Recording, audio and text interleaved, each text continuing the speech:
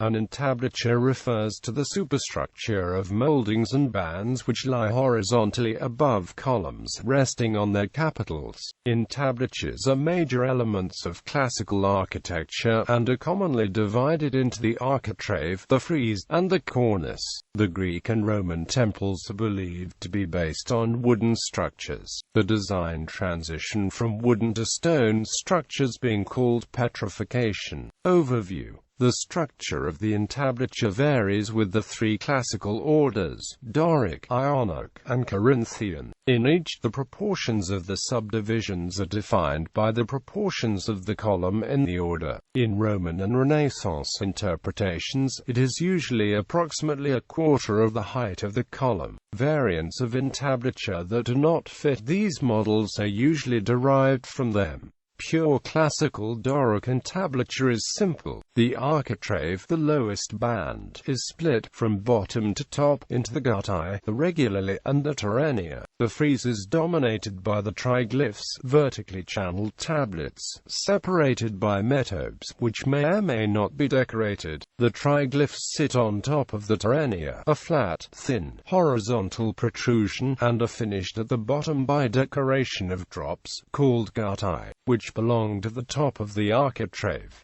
The top of the triglyphs meet the protrusion of the cornice from the entablature. The underside of this protrusion is decorated with mutules, tablets that are typically finished with guttae. The cornice is split into the soffit, the corona, and the summatium. The soffit is simply the exposed underside. The corona and the summatium are the principal parts of the cornice.